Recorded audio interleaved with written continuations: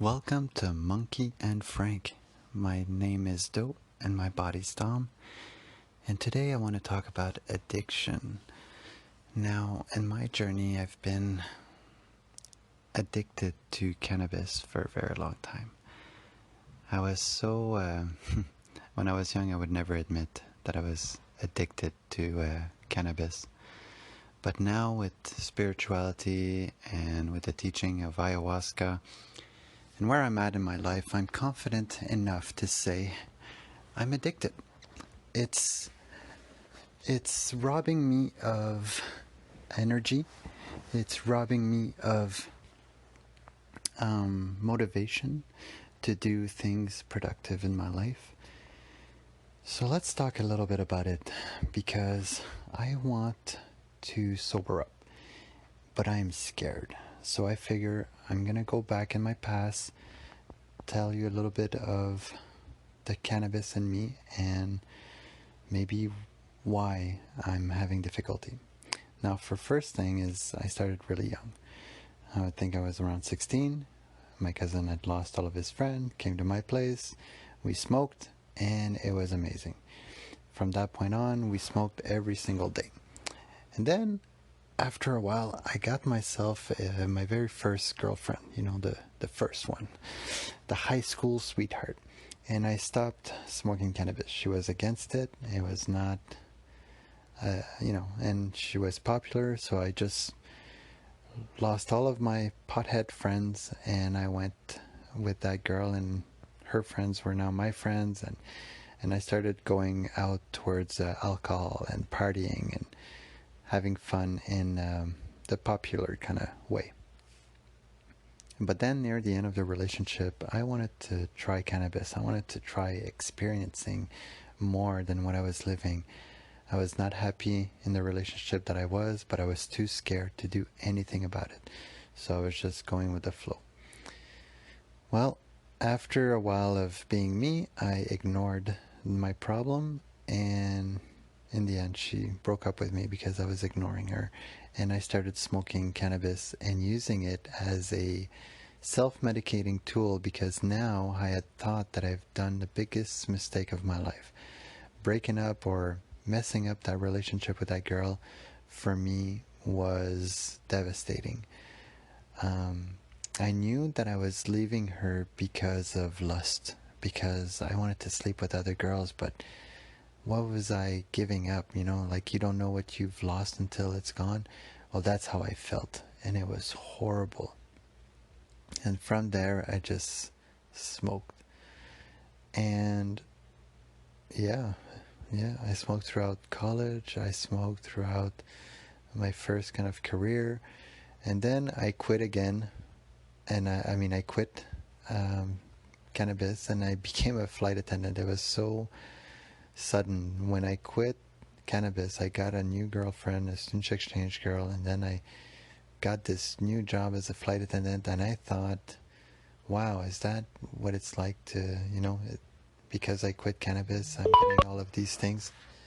And yeah.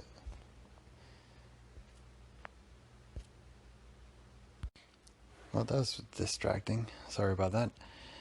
So then I became a flight attendant, but then when I moved to Toronto and my mom got sick and I got depressed and I started smoking again, my life just started to go in the shitter. My dad got cancer, my mom was sick for a very long time in critical care, and it was just stressing me so much that I went back into my old habits of smoking cannabis. And after a while, I quit flight attendant and I was working construction in Toronto, and I was doing that full time, and I got really depressed. I was thinking of my life in the past and what I had lost, and because of that girlfriend, and I wanted to date girls, but my experience now with girls were just so negative. You would meet a girl and you would not get the truth out of either her or me for the first 6 months, because of the love kind of bubble that happens when you meet a person for the first time. And when I came back home, I decided to quit again cannabis. And every time that I quit cannabis, it was always the same thing. The first week or so is horrible. I actually get sweats. I get nightmares, very vivid nightmares. I'm unhappy, very grouchy and upset, and I get tired a lot, and I just want to sleep and kind of ride the sobriety or whatever, the 3 day of physical kind of thing with cannabis to go away. So I sleep a lot, and and then I cry usually because I've never been one to cry. Every time that I quit cannabis, I get through an emotional spell after the first or second week, and I feel great after that. Energy comes back, I feel more productive, and I know that from my past, every time I quit, I have to stay busy. I have to just clean, do whatever needs to be done, and just go, go, go, one thing after another, because if I stop, I would get upset or bored or unhappy. But this time around, I'm hoping to be able to meditate and to stop and close my eyes and really be one with myself. I think that the self-love that I've grew this year will be enough for me to go forward in the sobriety. But I tell you, man, it's scary because when I came back from Toronto and I quit, again, I was going on an up and up, meet a new girl. I was really happy, but then my cousin died. And my cousin was the person that I kind of created that habit with. And when he died, it's like, I couldn't handle it. So I went back to the old ways again. And now I did 7 years of that. And after I went to Peru, I quit cannabis just for the journey. I had quit a month before going to Peru. And of course, Peru changed my life. It was the most amazing experience doing the ayahuasca. No, it was the most difficult experience, but it was the most amazing because when I came back, just the knowledge that there might be something else after life was giving me a hope to work to work towards something. And spirituality and the growth of my soul and love seems to be the most profound thing that I've ever wanted to achieve. Previously, I always thought that kind of life was blah, school, blah, sports, meh, working out, what's the point? And I always thought that there was no point to this life, and if we're all gonna die, and might as well just smoke weed and chill and relax and be as lazy as I can and enjoy this ride kind of thing. But now I feel like I've not wasted, but I feel like my journey has brought me to a point where not that I need, but I want a little bit more. If there is spirituality and God does exist, I'm ready for the challenge. I'm ready to take one step into the unknown and go towards my feelings of being uncomfortable when I'm not high, my feeling of being upset when I'm not high, my feelings of etc., etc., when I'm not high, as if weed is making my life better while I want to see. And it's scaring me. It really, really is. Because the way that, like I was thinking a lot about this today, about chaos and authoritarian kind of way when it comes to living. Chaos, more progressive, more left, more freedom into insanity, mental health, and, but then you've got the other side, the authoritarian side of where you start being productive and go and productivity and let's work towards life so that you can grow and, become a man and become an adult and work towards something. And both are very scary. It's like you need a balance. So yeah, cannabis, the beautiful cannabis plant. The first time that I smoked with Frank was so crazy. It was so funny. It's like a imprinted memory. It's never gonna go away. And every time that I smoked after that, I always had beautiful, deep conversation with a lot of people.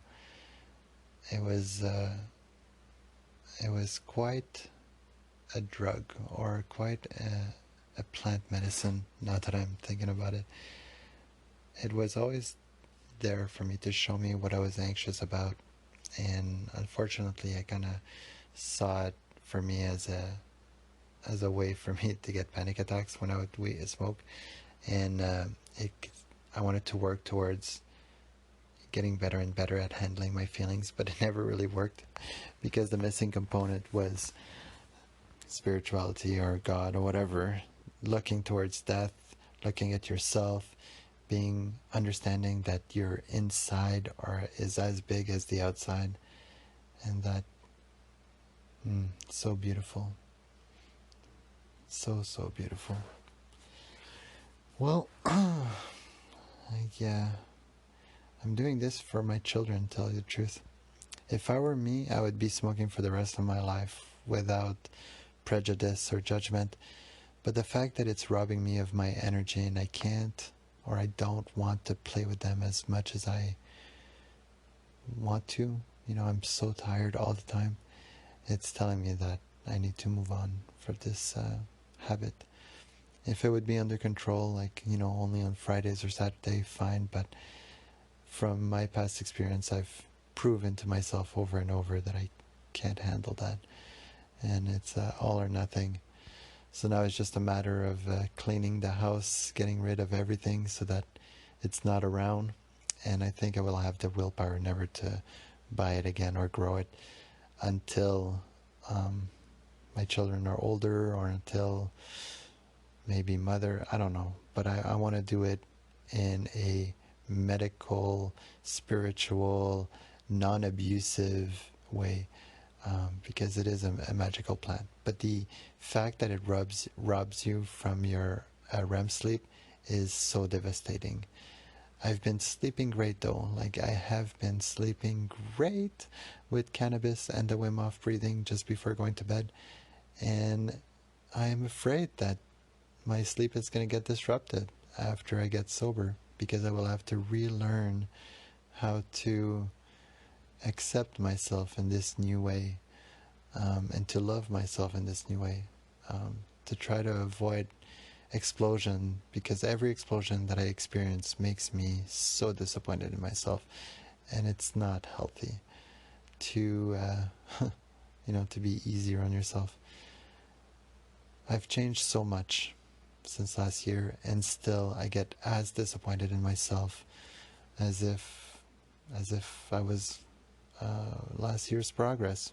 But I guess that's the way my journey is, and to forgive and to start learning and to accept the idea that change takes time, effort, love, and understanding. And I will fail.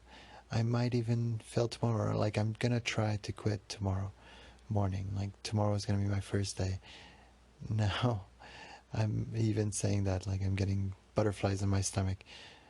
I will figure it out, but I'm doing it with an honesty, with a purity. I am not afraid to say that I have an addiction. I have a problem, and I want to do something about it. Now, the road ahead of me is going to be hopefully not so difficult, but I feel difficult, and I will take the challenge with open arms. Mother, please give me the courage and the love to get through this. And please show me that I am love, and that I am beautiful, and that I don't have to explode because I am uncomfortable with this new reality. It's going to take time for me to get used to it. I've been high for so long that I don't know, or I don't remember what it's like to be sober. And there's already my ego saying it's going to be boring, but we'll figure it out. This Tao, when I close my eyes, this meditation thing that I can do, to exercise, to taking care of the body, to listening to Ram Dass, to talking to friends and sharing moments with people instead of being me, myself, and I with the drugs. I think it's time. thank you for listening. As always, I'm Monkey and Frank. I'm on YouTube and Instagram and Twitter, and I love you guys with all my heart. And I'll talk to you guys later. Bye.